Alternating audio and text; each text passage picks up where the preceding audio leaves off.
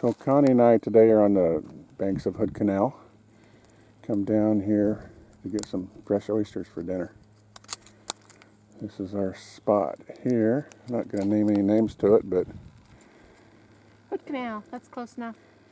look at all these oysters, folks. It's public beach. Absolutely loaded with oysters. So we're going to kind of do a catch, clean, and cook video today. So we'll start off with Connie's technique. She does it a little bit differently than I do. Work it in there and then back towards the hinge. And We both start in the same place, about a third of the way from the tip, not from the butt end, the tip end of the oyster. There's a muscle on each side that holds these fast to the shell. So the trick is get the knife in there while before the oyster clamps up too tight, although sometimes some of them are just impossible, but we can probably get 95%. So once you pop that first side, preferably on the flat side like Connie's doing right there, see that popped open. When you find that muscle, that. get that one and just pull the top back. Find that muscle on the opposite side, sever that.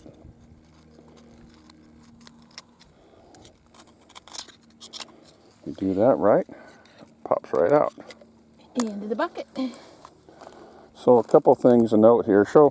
Let's see, get a good look at your oyster knife there. They make shorter ones, but these are what I like. I always use the oyster knife if you can get one. They're cheap, and they do a lot better job than a screwdriver or whatever you do. Don't use a pocket knife or any kind of sharp knife. And that's, even with the dull knife, still, it's gloves in both hands, but especially the hand that's not holding the knife, a leather glove is absolute must. Because sometimes it takes a lot of pressure to force that knife in there. And sometimes that knife, if you don't have it in the right spot, it slips. We have seen a few stabbings.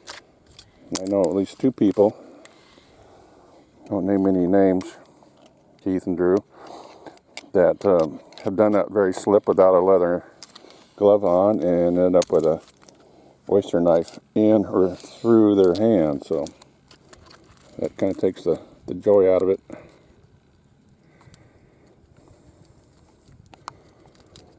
So my technique is a little bit different from Connie's. So she finishes up this one. Stop a second and you can put your gloves on. I'll switch. I'll glove up and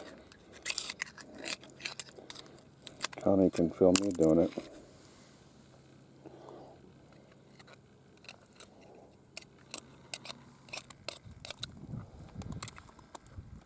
So I like to sit, I just bring a 5-gallon bucket down here to carry all the gear. And I just like to sit and do it. And start the same place that Connie did. That's what I'm talking about. Knife slipping. Work in there. Scrape along that top side. And look in there and make sure all halves of that oyster are free from the shell. Look at that beauty. What a beautiful looking oyster. And just kind of go around the edges, free up. Look for the pearls. Gills. Look for pearls. Find that muscle right there. You can feel it. You slide your knife around, you can feel where that muscle's attached. Just pop it loose. Into the bucket. This is the butt end. This end that we're talking about, a third of the way back, right in this area, right there. Now I have seen pros doing it, and there's a little spot in there where you can gain some leverage too. And I've tried that, and sometimes if I can't find my way in there, sometimes just the way they grow, there's really no place to start a knife. I have tried that, but as often as not, just end up breaking off this little piece, and you can't get in there anyway.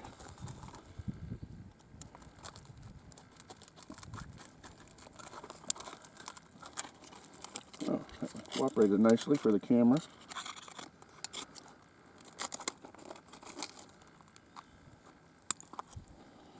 Another beauty.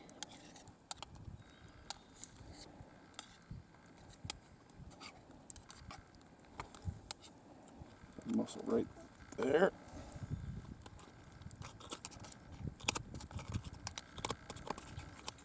Okay, I'm just rinsing the last few of our 2 limits of 18, so 36 oysters. I just rub it between my fingers really well to make sure I didn't have any bits of shell or grit or pearls stuck in there. And then I'm putting them in the strainer to drain off the liquid and dry them up a little bit so that I can cook them crispy. And I'll just put them in the fridge till dinner time. Man, those fresh oysters smell so good. They just smell like the sea. Those that only buy oysters in the jars at the store just would be amazed how good these fresh oysters smell.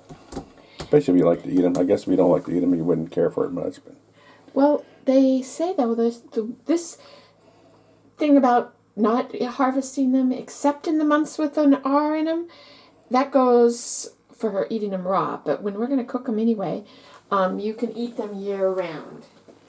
well, I think that goes back to the days before refrigeration as well. Maybe that's true too. I read that somewhere, but These have been on ice ever since we got them out of the ocean, and now I'm going to put them in the fridge. okay, we'll check back in when Connie's getting them ready to cook. Okay.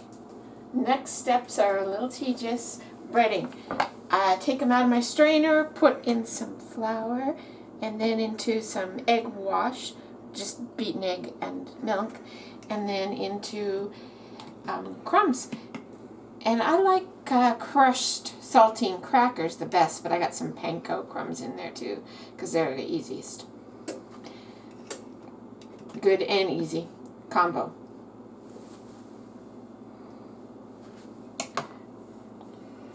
So you take the oyster out. So it's mostly dried out now, right? Mostly. A little bit damp. It's pretty dry, which helps. But it's damp enough to pick up The flour. the flour. You roll it into flour. That coats it. Then roll it in that's just regular eggs, right? Just straight eggs. Add egg and milk. Egg and milk. And then into the crumbs. And I'm going to do up all 36 of these and then we'll probably eat half of them tonight. And this is what they look like. those are ready to go in. Ready to go in the frying pan. So I see you don't have any oil heating up yet. So you're going to do this to all the oysters first and then put on a skillet? Yep, then I have clean hands again.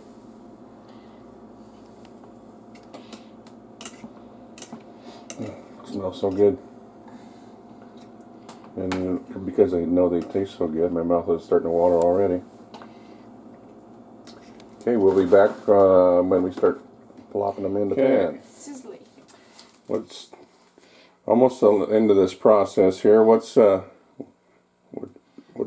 got going here?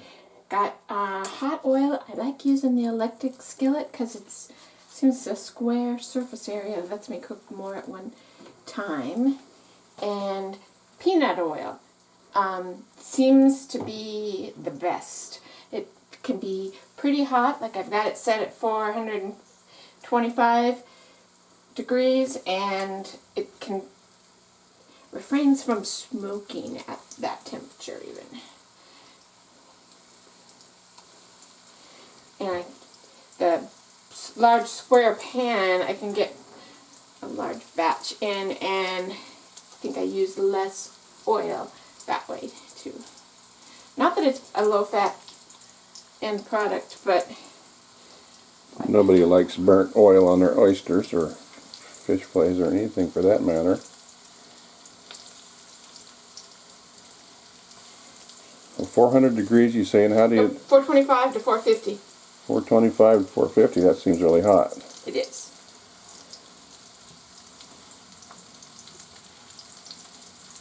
And how do you know when the oil is hot enough to start laying the oysters in there? Put the first one in. If it starts sizzling, then it's hot enough. I can usually tell by putting my hand over the top to make the whole surface feels hot. Then I test. Well, obviously you've mastered this because the results are typically outstanding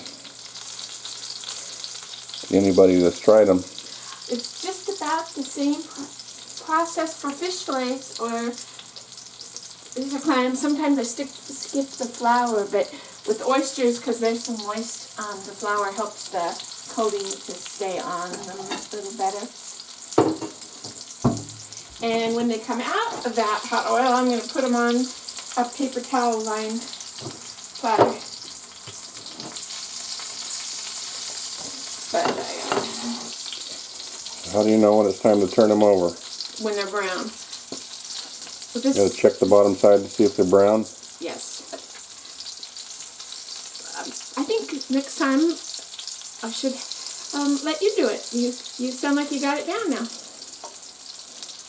What do you mean I taught you? Okay. I'm asking you these questions for the benefit of those YouTube audience who want to be oyster eaters that just want to find out how to get the best results. Of course, there's plenty of ways to eat oysters this time of year. In particular, the oysters are supposed to be thoroughly cooked.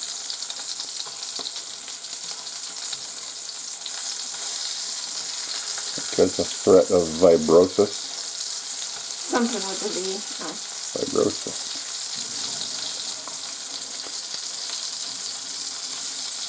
But we kind of like them the best this way anyway. We usually eat them this way year round. Might not be the healthiest way to eat oysters, but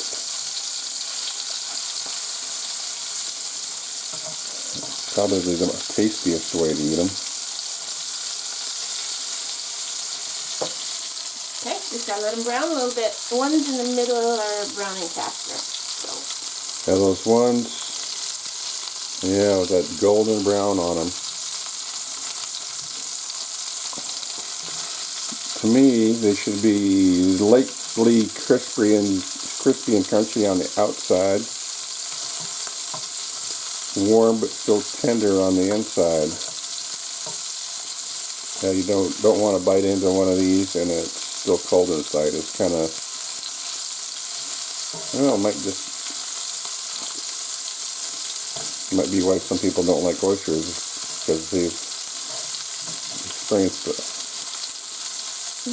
oysters that way. I think why some people don't like oysters is they've experienced them bought from the supermarket and they're about 6 days old and strong smelling and... Oh, if those YouTubers could smell these things right now. Smell-o-vision. Yeah. Smell wonderful. I usually do. That's what you deserve if you burn your fingers. What I usually do.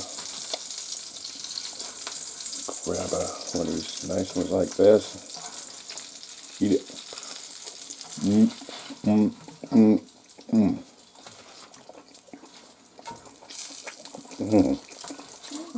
Wow, those are amazing.